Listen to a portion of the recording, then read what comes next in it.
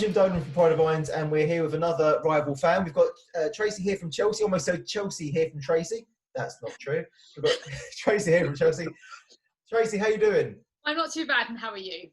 I'm fantastic. Thank you very much. Thank you for joining us today at such short notice. And I only sent Tracy the information today, so it's all going to be off the cuff. It's going to be instinctive. We're going to love it. It's going to be just what's out of your heart and your soul. Yes. As usual, we've got Rob joining us from good old Wiltshire. I don't know why I always mention where you are, but there you are. Someone's going to track me down one day. I had to be there. So. I was doing a podcast. Oh, right. Rob, they're behind you right now. In my clothes. So Tracy, thanks so much for joining us. Just to start with, do you want to give us a bit of a background about you, about Chelsea Pride, how you got started, and how you got into football?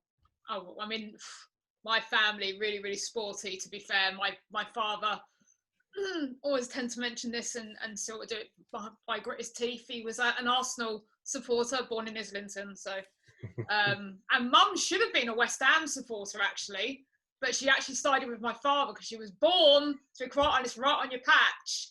But she didn't go for West Ham. She went for Arsenal instead. So, wonder I'm why. an only child. I didn't really like red. It's not my colour. Blue it is. So that was where the football started from. And my poor father had to take me to Chelsea games when I was younger because I sort of made him. I'm an only child. I sort of got what I wanted, really. So, to be fair. But no, I mean, sport was continuously on TV, to be quite honest, in my house. So unsurprisingly, I grew up loving football. I mean, I've been going to football since about 6-7 years old, and I'm now too old. So I've been going for a long time. So I wonder what you're going to say then, because it's a lady's prerogative to not talk about these things. Just too old. Too old works. I mean, and a friend of mine, going way back, set up the fan group for Portsmouth, and I helped her do that. So Fran Fever for Portsmouth. And from there, I was like, maybe I should do this for my own team. Contacted the club. Someone had already sort of started something, but not really gone far with it. So I worked with them, and I think that was back in 2016. And it's sort of grown from strength to strength from there, really. Do a hell of a lot of work with the club now, more than we've ever done. And yeah, we'll just keep it going. I mean, to be quite honest, I'm still gutted we missed Pride, because that's that one event as London clubs we all massively love. So I'm still gutted we didn't get to do that this year. But you know what we really enjoyed the other year, because you had loads of little Chelsea flags, and they kept getting dropped. So we just kept kicking them under the wheels of our bus. As you do. Yeah. Your mascot normally quite annoys me, actually. You know, that the person in this big sort of hammery thing, looking like a. Well, because he's so good. Really. Yeah, but he's so good. He is so good. Stanford and Bridge look 10 times better, to be fair. What can I say? Come on. You've seen really the moves. You've seen the moves that Hammerhead can bust out. And, you know, I'm not going to reveal anything too much about the guy inside the suit, but he's got some serious moves and some serious qualifications to back those up. But I missed that as well. We can follow that up next year then, when we hopefully get Pride. Once COVID, let's have a dance-off. We'll have a mascot dance-off in the middle of the street. I'll speak to the people in the suits and see if they're up for that. Oh, that doesn't sound like fighting talk. Sounds like you're backtracking a bit. But no, come on. So yes, Pride, absolutely, yeah. I mean, it's a shame that didn't happen this year. It's really one of the times of the year, along with Rainbow Laces, I guess, where we get to showcase, you know, what our clubs are about at their hearts, and the great work that we do with them. And a good thing about that is, well, we tend to work together a lot. So obviously everyone seems to work with each other and do videos with each other as well as on their own. With London Pride, we're all with our teams, but when you look at all the photos and videos, everyone's sort of mingling, and that's one really good thing to showcase the work that everyone does, all of us together, rather than as individual clubs, which is always a great bonus, to be fair. Definitely. So Chelsea Pride up and running since 2016. So 4 years in, you've got a great relationship with the club. How much of your life is it taking up at the moment? All of it. My partner is a Brentford season ticket holder, so it's like, can that, you know, when's this coming down behind you? And I do take it down in between doing stuff. Like, just take the bag down. Doesn't need to continuously stay up. So yeah, look, we all do this because of the love of what you do, and we all mostly do it like a second job. So to be quite honest, it's a lot of our time. It's absolutely, absolutely a second job. But it's the love that you have for your club, and sometimes your club shows you that love back by like the season that we're having at the moment. And sometimes not so much, like every other season since we moved to the bloody new stadium, and most of the ones before the last one that I in, to be honest. But for you folks, season so far, how's it going? So you spent big in the transfer window. You bring a lot of talent. Obviously, Frank's fairly new in terms of managing you guys. Obviously, he's a club legend to you, but he's been backed. He's got the support of the club, the support of the fans, I'm guessing, still. Yeah, the fickle fans. Those annoying fans who think they're fans who aren't fans. They're the ones after one Chelsea game fans, like the manager.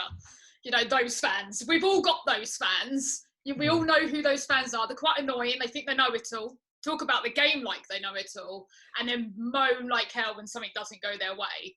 Bar them, I would say the majority of people would back Frank, to be fair. And yeah, we're doing okay. I mean, there's ups and downs. We changed the goalkeeper. That was very good. We desperately needed to change that. We're getting stronger at the back.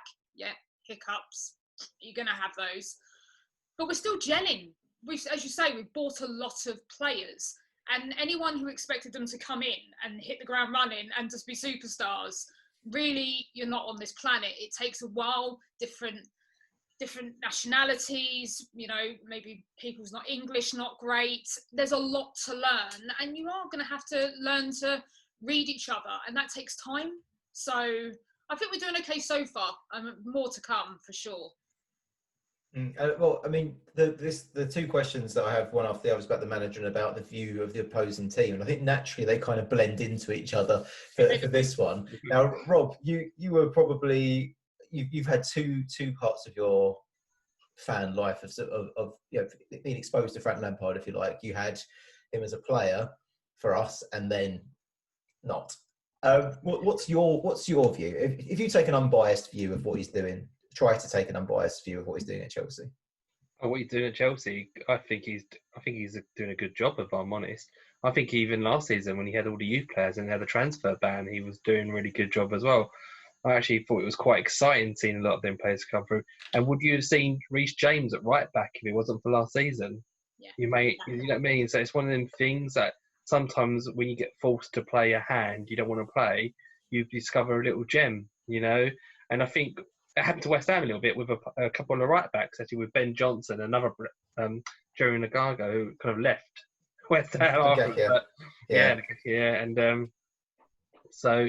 But I think he's going to do a good job. I think you need a central defender, and and maybe an out striker. You seem to be playing Varner on the left hand side, and then Tammy Abraham. Don't start me off on that. Yeah, which I thought he'd be better up front because he's such a pacey individual. He just reminds me of Vardy, who just runs onto everything. You make an interesting point though, Rob, about obviously last season with like you said, with the transfer ban, and he did seem to do really well. So I'm surprised that he's gone from doing well with the players he's got and then going, right, well, the ban's over now, so let's go and massively overhaul.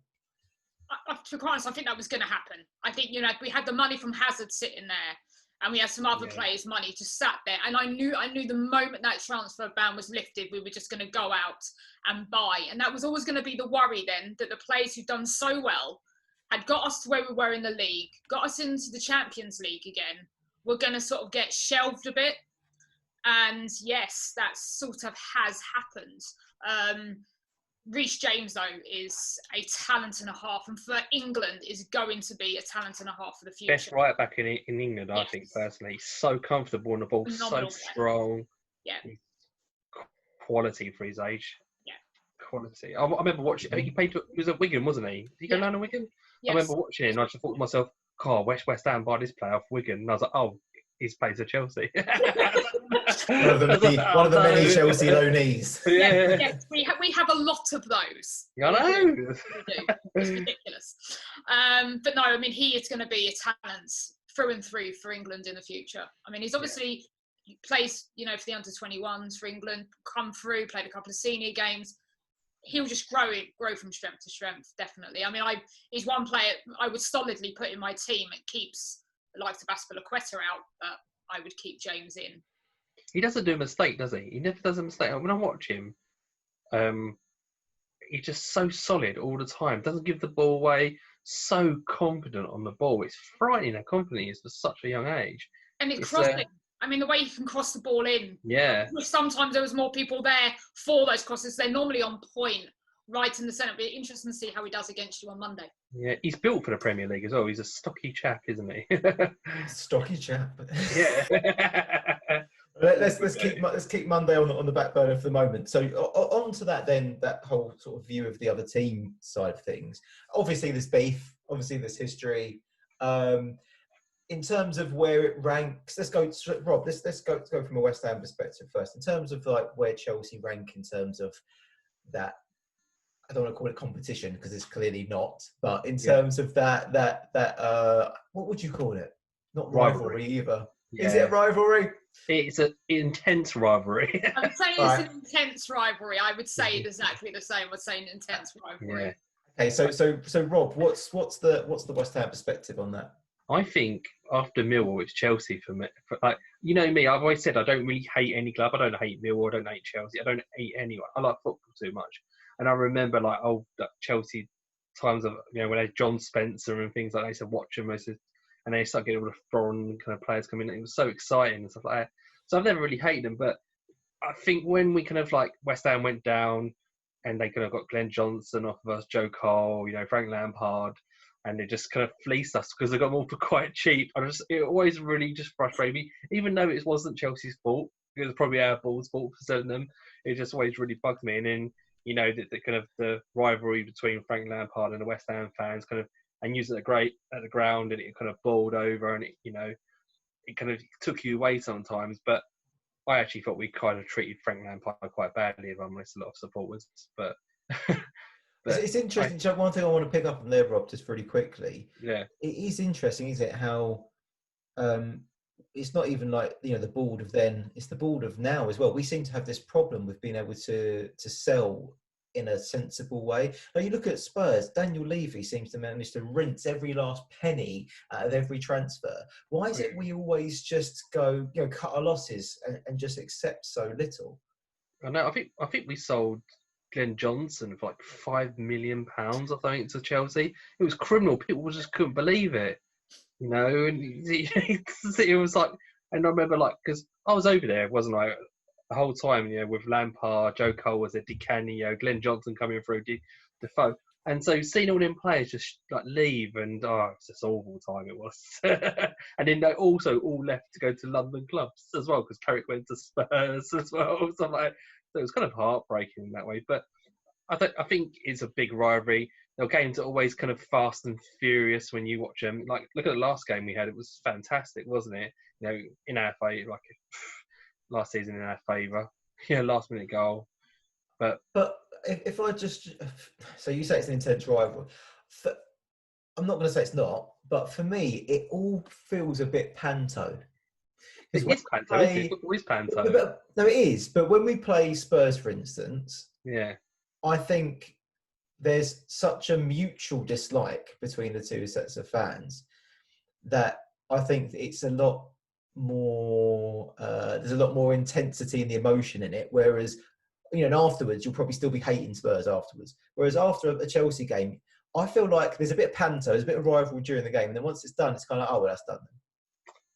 It's a good kind of point, really, I suppose. I didn't really. I mean, I don't know. Is that just me, or no?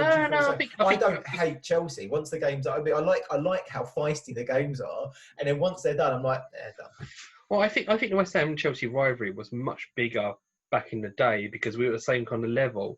But as Chelsea have kind of obviously gone on to become a much better side than us, I think it subsided quite some bit, and then it kind of went and Tottenham kind of stayed the same kind of level, and we were playing them a lot more, and it was like always us competing with Tottenham after that.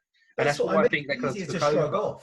It's easy to shrug off because you're like, well, of course Chelsea are a better team than us. They've got, they can spend more money. They've got better players. Like, of course. So, and when we beat them, we're like, we beat them. Stupid little West Ham. We managed to beat Chelsea. So it's a bit, it's panto. It feels very panto. Whereas like with Spurs, it does feel like, I don't know. Do you know what I think maybe it is? I think maybe it's because I think Chelsea are a good team who do have the money and the resources, whereas Spurs so want to be like a big club. They always talk about big club, and it's like, does anyone who is a big club talk about it? Probably not. So I think that's why it's like we accept that Chelsea have got all of the resources and the money. So that's just a given. Whereas we look at Spurs and it's like, oh, you're trying so hard. Saying that though, they're looking quite good recently, though, aren't they? Yeah. Oh, they are absolutely. Look, I think they're a class outfit, but I still think that they're. Spurs will be Spursy at some point and start going backwards. Yes. It's a Spursy thing. They'd be moonwalking out of that down at the league. Absolutely, but I also think that a lot of their supporters have a small club mentality. That's what I would say. Like it's very kind of psychological. Like we want to be big, we want to be big. Well, if you want to be big, that means you don't think you are, and you talk about it a lot. Anyway, sorry, this isn't about psychology. Then that's the comparison that I come with. I don't hate Chelsea, but I do obviously enjoy it when we beat them. Yeah, I don't hate any club. I just like the rivalry. I love, but like I said, even with the Crystal Palace game, you kind of got that rivalry, even if it was a dull. A London derby always gets a little bit feistier, doesn't it? Yeah.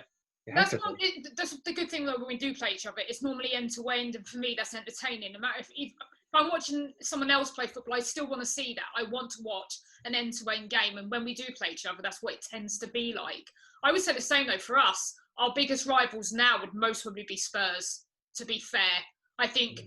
Even when we're coming onto the pitch, that the one team we're sort of moaning about and singing about, and the one team we hate is Spurs. So I think when it comes to, the Premier League as a whole, they're that one team that there is more of a fans heavy dislike to. I wouldn't say hate.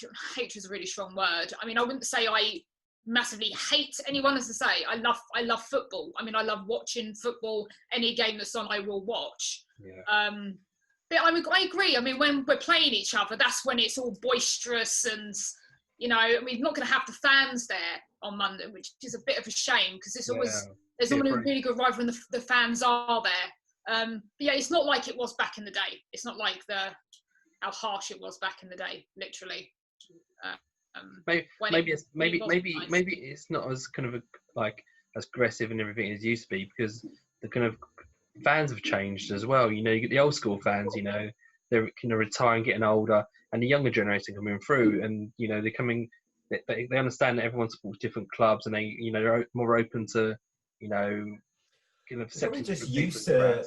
They're probably used to now as well. I say they because I feel like I'm ancient, but like young people now are used to seeing players move constantly. You don't get many players who stick around at clubs anymore. Like Mark Noble, obviously, has been at West Ham forever. Before that, at your club, literally, they're going to be carrying him out of that place. Yeah, but you got players like him. You got players like Giggs. You got players who stick around for forever. But how many of them you got nowadays? And I think youngsters are used to. You'll have a player for a couple of seasons, he's gone, and what's loyalty? There is none. So maybe it doesn't feel as intense. And players tend to move across the capital now easier as well. I mean, where you would never think of moving to a rival years ago. Yeah. Now, players do that, I think, more freely. Where remember the whole Sol Campbell thing? Like Jesus. I mean, you just wouldn't. Back in the day, you would never have dreamt of moving to a rival. There's no one on earth. You was at a club and that club was your life, and you were there for even quite a few years. You wouldn't go across to a local rival and then play for them, and even managers wouldn't even tend to really do that. Does that matter for a foreign player though? Does it? Because no, it's not quite the same. Because you can look at Chelsea; they've let William go to Arsenal, and who else should you let go to Arsenal? Luis, yeah. As well, which is kind of a good thing for you personally, I think. Sorry. The funniest thing I think that come out of that was when David Luiz said these words: "I've moved to Arsenal to win trophies." No, you moved to Arsenal to end your career. I'm sorry. Absolutely. That's what you do. Well, usually players come to West Ham to end their career, so it's a change. I know it's funny though because you've got you got Silver at the back. He's been phenomenal. It's been amazing. Yeah, he's how old is he? 37, 38? He runs around like he's still mid-20s. I mean, it is ridiculous the amount of energy that man has, and obviously the experience. And as much as we've got youngsters, and we do have a lot of good youngsters, with Tomore as well, who sat on the sidelines, who's very good, having that experience can teach those youngsters. It's just world class. Yeah, so I absolutely agree there. So looking then forward to Monday's game. Now we've just played on Wednesday, Rob. I tell me if you think I'm mad, but I feel less stressed about the Chelsea game than I did about the Crystal Palace game. I am absolutely the same. I've been thinking about this actually, Jim, because you felt a bit when we did the kind of the video the other day. You said you felt a bit funny about the old Crystal Palace game, and when I was watching, I was like, Jim's spot on here about this game. And it's funny because, you know, we played really badly, I think, personally. We picked it up a bit in the second half, but I wasn't satisfied. We didn't go for the second balls. We wasn't chasing, tracking down.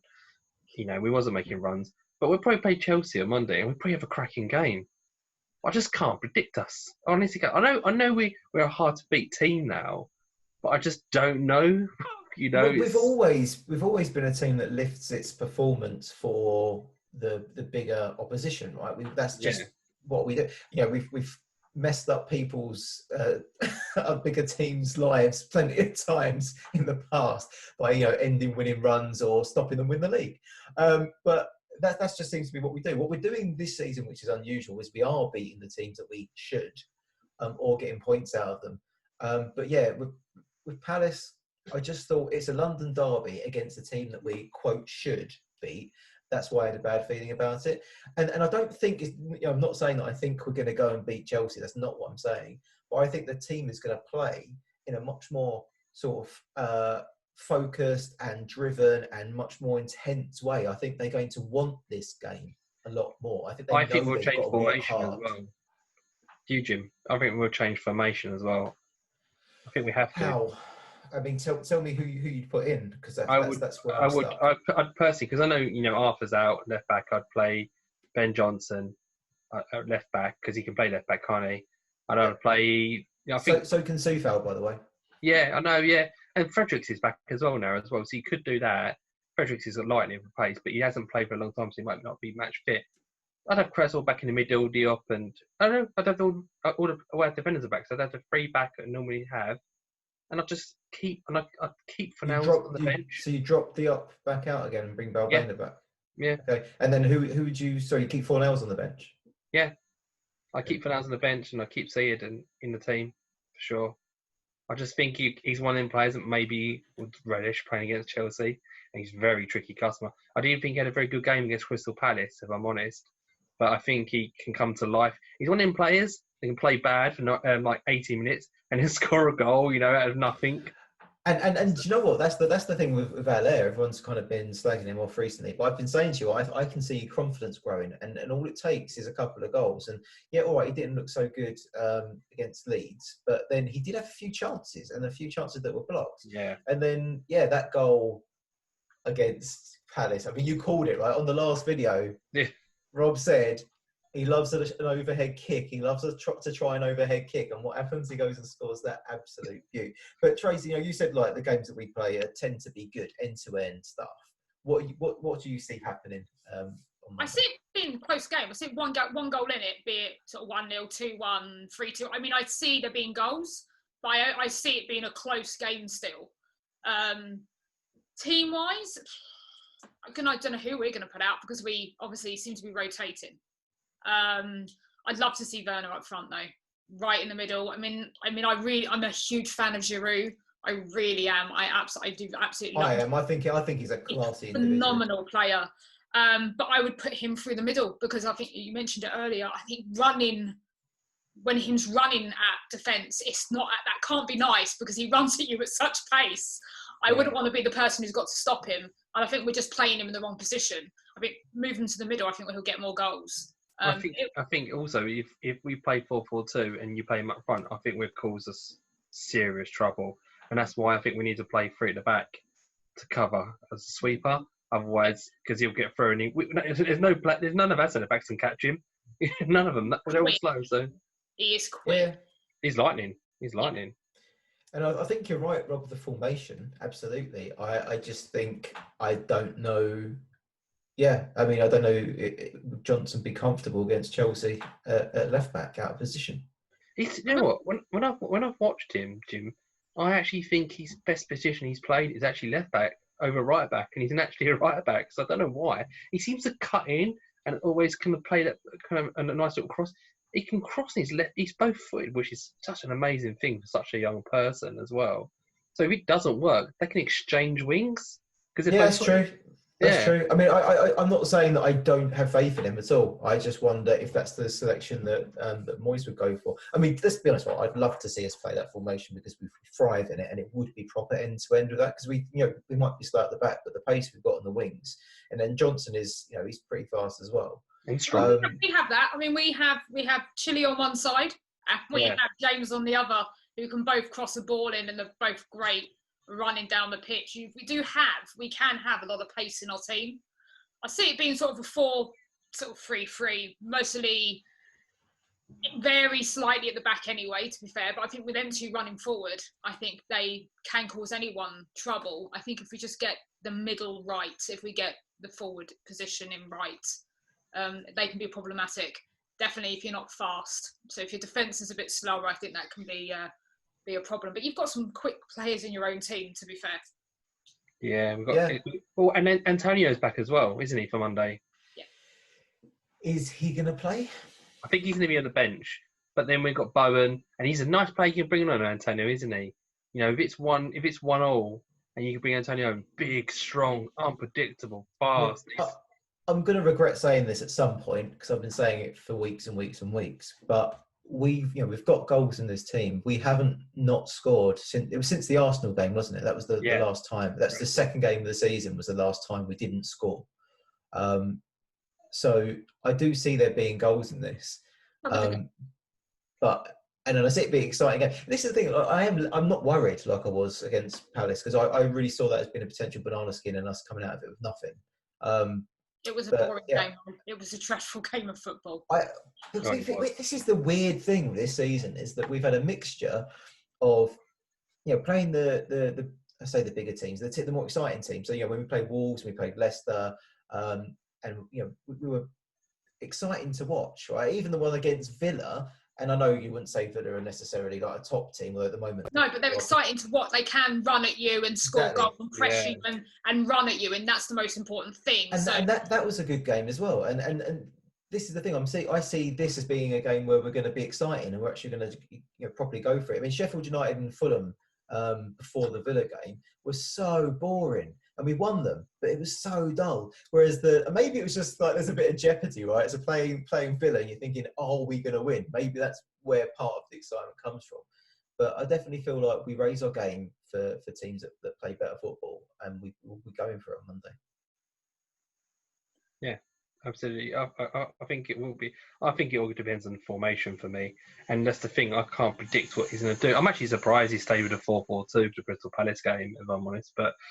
I think he's trying to be positive, with the injuries. That's a problem. We've got injuries as well, haven't we now? So with the injuries, I think he's just trying to be more positive. Was always going to be a problem.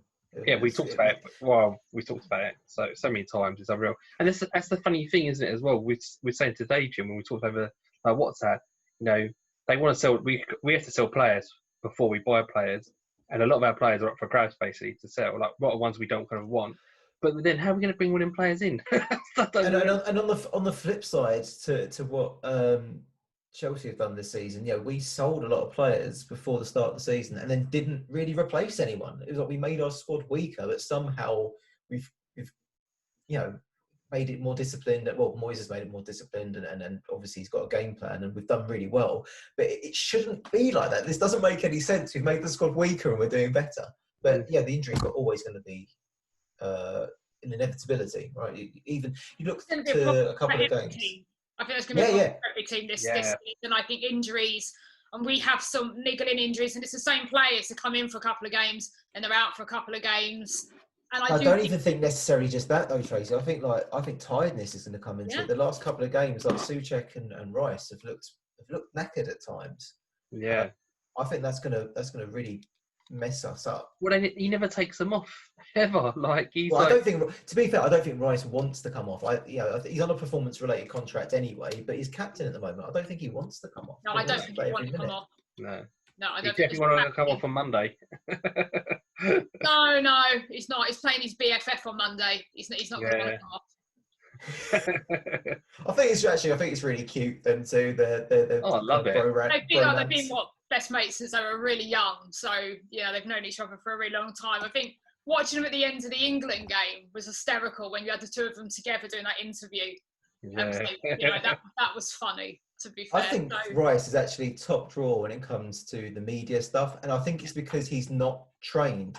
I think he's just a really nice lad, and he talks says what he thinks, and what he says and what he thinks just happen to be the right thing. Yeah, the passion's right, rather than as you say, this is what you've got to say when you're in the front of the camera. The passion's Rice. Right, so, what do you think of Mount? What do you think? Because I talk to a lot of Chelsea fans, and they don't rate him, and I'm really surprised by that. Oh my God, I seriously want to hate these people.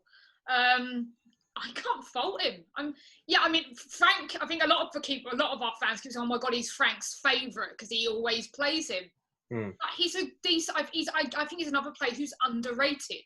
I think he is as well. I think he's massively underrated, and he's going to be a player that in several years to come is going to be world class. And I do think that people should stop. I mean, he's young. He's another really young player. Stop giving him such a hard time. If you actually look at the end of a game where he has been all over that pitch, and people just aren't taking any notice of what he actually does. Yeah. Underrated for sure. So I really like now at the moment about young players is they seem so disciplined. They seem like. Not obviously you can't generalise, although it's a good generalisation to make. But it seems like a lot of the younger players now really take their career seriously and really act very professional. It's young people in general, though, Jim. Nowadays, they're very, like fitness. Well, yeah, your wife is a teacher, right? And I remember her saying to when I was around yours before, and she was like, "Oh yeah, all the kids in school, instead of talking about like what they're going to go and do at the weekend, they're going to get drunk down the park or whatever, like we used to. They're all like swapping tips on what they put in their fitness shakes." It's sickening. Very, very, very different than sitting in the park with a bottle of 2020, to be quite honest. Yeah. They're going to be the last generation of unhealthy, overweight people because they're all going to just be ripped for the rest of their lives. Just look at us in shame. So, Trace, what player would you take from West Ham? You could take one player. Who would I take? She's going to say no one. She's going to mug us off and go, no one, you're all crap. Or just say Rice. I actually really, really like Antonio. I really do. There's something about him. I really like him. Again, I think he's 23. He would be just taken. There's something about him. Is it Hallier? I don't know how you say his name. Hello, yeah. I think he's a decent player. To be fair, most Chelsea players, most would say Rice. I'm not going to do that. Avoid that. Well, I'd take him out off of you if you want him. That's what I want to take on Chelsea. And that's, I think, the position that we'd love to have right now as well. I think that's the kind of player we'd need. Someone who can feed the ball through. And I think we're kind of hoping that Fornals is kind of going to...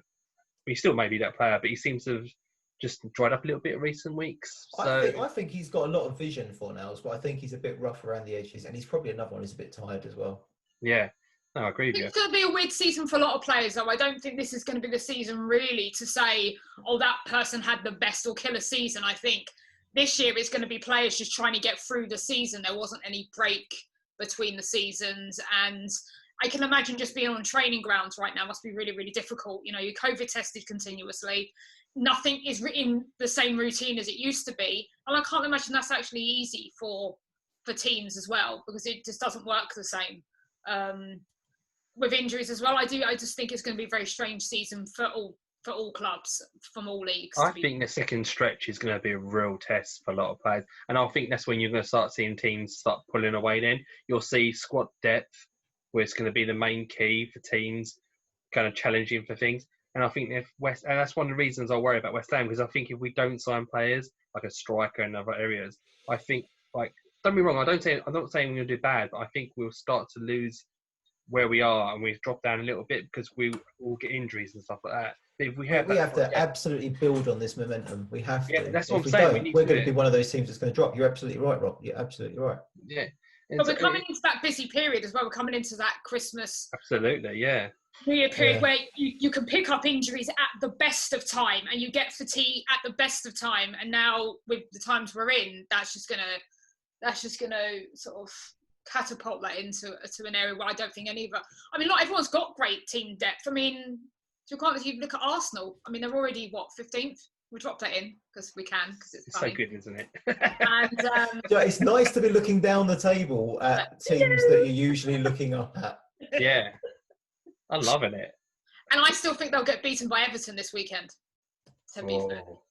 Everyone look good though, don't they? So they probably. Do you know what? That could be quite a safe bet. I would go Everton, and it's away. It's at Goodison, I think. So I would go Everton. Yeah. I kind of hope that the fatigue doesn't set in for the middle teams who are pushing at the moment. It'd be lovely to see for the rest of the season a top 10 that is just constantly fluctuating. I mean, obviously the top sort of 3-4 are going to stay the same, but to see Everton and Villa and us and just moving around in that space. Yeah, it's crazy, isn't it? Have been amazing. Southampton, so good to watch. You know what? And Jim, didn't I say this? I think I said. I don't know if I said it to you. I said before we got Moyes in, I said I want Southampton's manager. I've said it so many times. Good manager. And I don't understand why no one's trying to get him, because he's done such a good job. That game where they lost, what was it, 7-1, wasn't it, to Leicester? 7-2 to Villa. Yeah. Oh yeah. Oh no, sorry, I'm thinking of. No, you're thinking for Liverpool. Yeah. So you'll think. So that was what last season that they had that happen. They were at home. Saints got absolutely mullered, and since that moment, they have got better and better and better. It was almost like it was the kick that the club needed. They grew from strength to strength from that point. And you think about Southampton as well. They always lose their players and never replace them properly. So all these years. You know why I got mixed up between Southampton and Liverpool? Because in my head I was thinking, when you said no one's coming for the Southampton manager, I was like, yeah, because Liverpool have already got a manager they're happy with. He reminds me of Klopp, actually, the Southampton manager. I don't know why. I think it's the way he plays. He plays really high tempo, high pressure, pushing up, wing backs. Everyone's really fast. I think. Do you know what? I reckon if Arsenal lose Arteta, I reckon they'll go and get him. I've got that feeling they'll try and get him. Well, Poch is looking for a job. Although would he go to Arsenal after being at Spurs? Well, like we said earlier, right? Loyalty doesn't mean anything anymore in football. Yeah. No. Just to cap off the game on Monday. How do you see who would you see being the first goal scorer, and what do you see the final score being, Tracy? Putting you on the spot. If we put Werner up front, I see him scoring first. If we put him through the middle, as I say, I think there'll be a goal in it, maybe 2 on us. Okay, Rob. I think the player we've got to watch out for is Werner for sure. Werner, I think he's going to bit of pace. He's going to worry us. I thought that before anyway. But I think the first goal scorer will be Soucek from a corner. And do you know what? I think we may lose it 2-1 as well. I just don't know. I just got that feeling. But do you know what? Last time I said that against Leeds, we won. So that's why I'm saying it. Okay, fine. I mean, I'm going for an absolute goal fest. I'm going for 3-3. Bloody hell. That would be entertaining, let's be honest. If we had a game like that, though, it would be entertaining. I'd rather have a win, but if it's going to be a draw, I don't want it to be a 0-0 ball fest. I don't think our game will be anyway, but that would be the worst thing to sit there and watch. I'd be disappointed if we let 3 goals in one way. It's so solid recently. I think 3-3, and I think Ogbonna to score first. That's a good call, actually. Ogbonna's been so amazing. I don't understand. If I was any other club in the league, I'd be looking at him. He's Hammer of the Year this year. It's gonna happen. I think it's January window yet to watch it. There's teams out there who are looking for players. You might want to just say that. Yeah. And league position. So let's do opposite. So Rob, where do you see Chelsea finishing this season? First. I think they'll win the league. Yeah. I think I've got a feeling they might win the league. I was kind of. Do you know what? Maybe first or second. It depends. I think it'll come down between them and Liverpool. I think Spursy will do a Spursy. And I just don't think anyone's. You seem to keep pulling off the results at the moment. I think one thing that you've got to worry about with it is, are you still in Europe? Yeah, we're in the Champions League. And that's something that's always going to set you back if you're. And Atletico Madrid is the next game. So yeah, I know we've got a horrible draw. So Atletico Madrid in the knockout stages of the Champions League. Good run in that may hold us back. I would see us finishing maybe second, third. I'd love to say first, but I think with Europe, it's going to be a stretch. Yeah. What about West Ham? Not you, Rob. We know what you think. I reckon you'll finish, if you carry on playing the way you're playing now, you'll finish 7th or 8th. I'll take it. Yeah, take it now. Can we finish now? I think if you carry on playing the way you're playing now, that's where I sort of see you finishing. I think if we sign. Sorry, go Karen. I do think teams that are sort of above, sort of near us both at the moment, because obviously we're just in front of you. I think we'll drop off a bit, like you said. I think as the season goes on, they'll drop back. The challenge is not being one of them, I guess. Yes. I think if we buy some players, I reckon we could maybe get them higher than 7th. Just that kind of Who are you, and what have you done with Rob? Well, I just think sometimes when it's 1-1 like against Palace, and we could bring on some legs up front, and we can't do it. If we had that kind of player that we could bring on, who would literally make them having to run around in 10 men, we might nick 3 points. You know what I mean? But we haven't got them options at the moment. So that's why I think. Yeah, no, I think it's all down to the board and what happens in the summer, in the winter transfer. So. I do. One final question, just for Rob. Given what happened last time, what kind of goal would you see being scored? By Soucek, definitely a header from the back post. Do you know what? I have to tell you this mental image that I have, right? Because every time someone mentions Soucek, I have it. So the Olympic event, the hammer, the thing they swing. I imagine Soucek as a human hammer, right? Someone's flung him into the box and he just goes, whoa! That's how he looks like.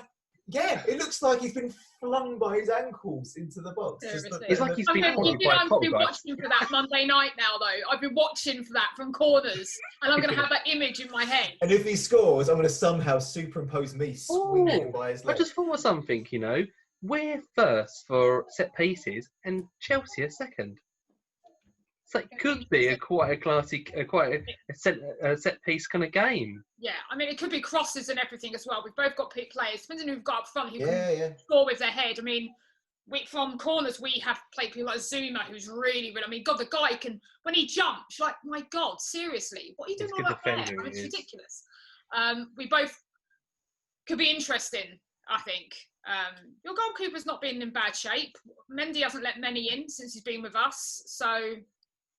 Good signing, Mendy, isn't he? Yeah. Quite bendy, Mendy. Well, for my prediction alone, let's hope that's not both keepers aren't in form, or at least that yours isn't.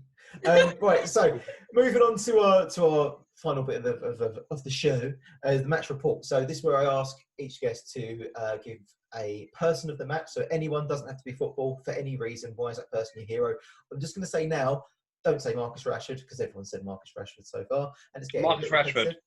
And then a red card. So the opposite. Who would you give a card to get rid of them, in or out of football? And then finally, what's your goal of the month? So something you have achieved or something you would like to achieve.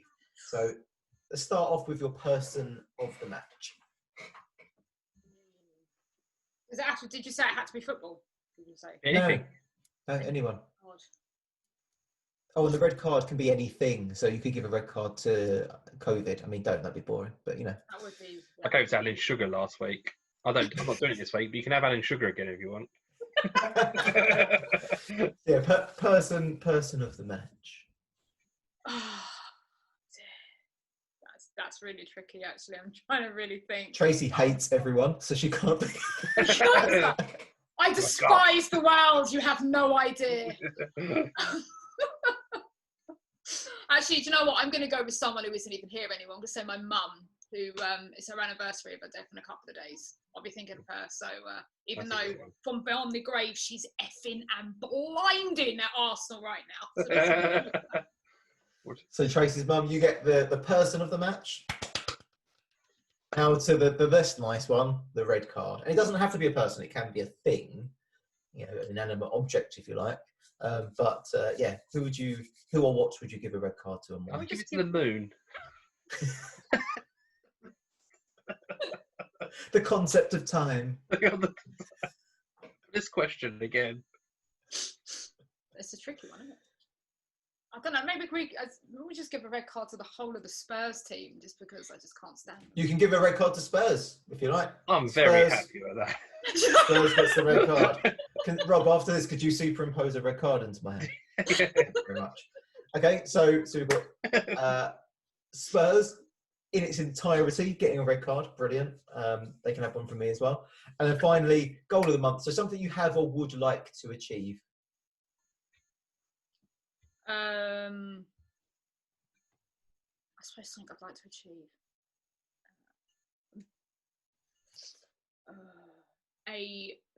A better sense of myself, mental health, just better mental health, not just for me but for everybody. Amazing. That's a very nice one. I like that one as well. What a great way to finish up. So that is the end. Rob, thanks for joining us as always. Thank you, sir. Tracy, thank you so much for taking the time and also, you know, getting the questions last minute, yet still being a fantastic guest. For everyone watching, if you could subscribe, that'd be fantastic. If you're listening on the podcast, subscribe to both. Just boost my numbers, boost my ego. And if anyone from Spurs is going to land up watching this, we're going to be really hated now because we've all Spurs are just if people wanted to find you, Tracy, online, do you have a presence on Twitter or Insta or anything like that? Okay, so Twitter, it's just Chelsea Pride _. It's the same on Instagram. We have a website which is back up and running now, so sorted it. Just chelseapride.co.uk. You can get everything there, to be fair. Okay, fantastic. And that is the end. So thanks for joining us. Good luck to Chelsea for the season, just not for this game. I almost said weekend. I would say the same. I would say the same. Come on, you Irons. Happy weekend.